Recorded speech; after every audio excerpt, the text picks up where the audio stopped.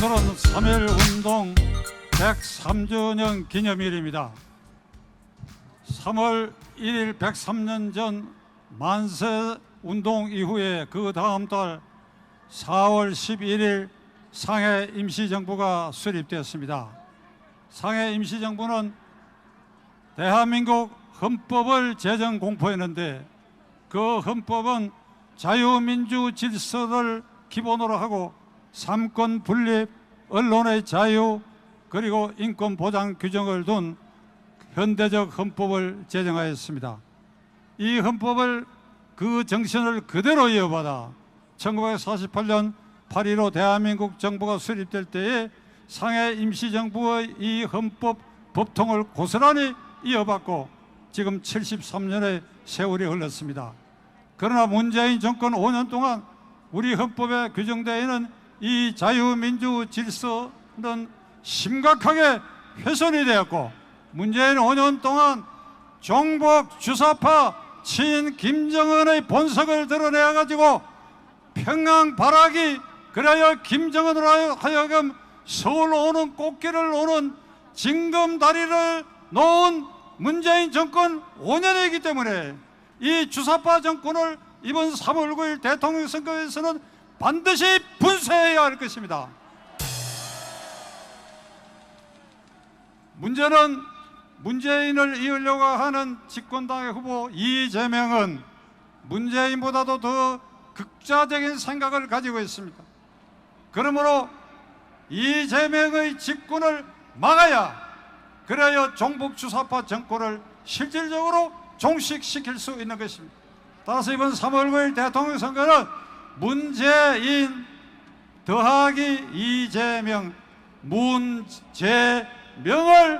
문재명을 심판하는 날이 되어야 할 것입니다. 안철수가 철수하면서 철새처럼 이제 어디로 달아나 버렸습니다.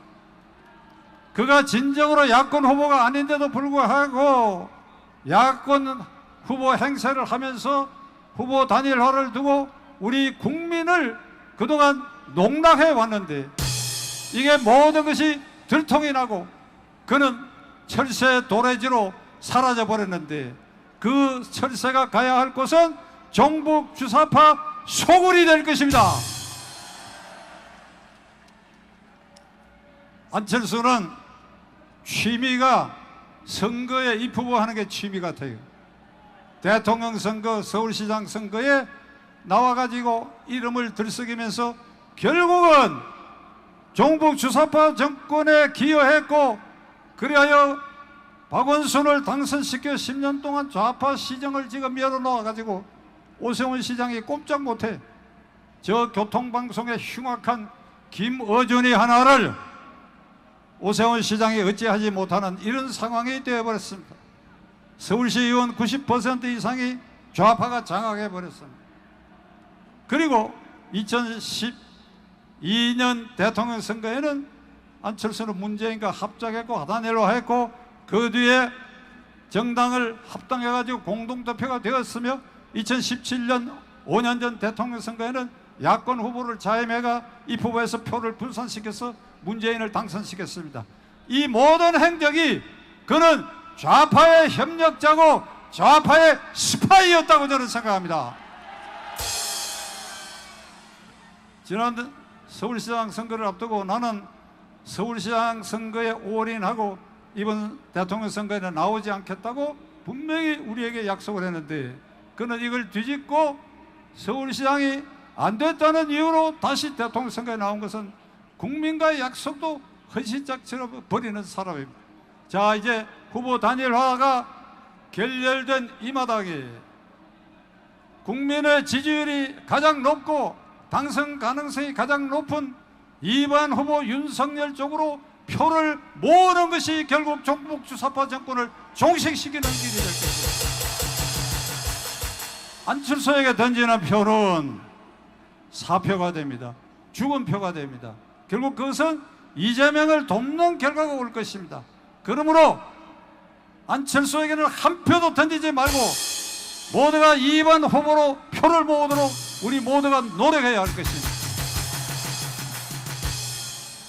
이재명은 대통령 후보 자격이 없다고 하는 것을 이 자리에 계신 여러분들은 아마 뼈저리게 느끼시라고 생각합니다.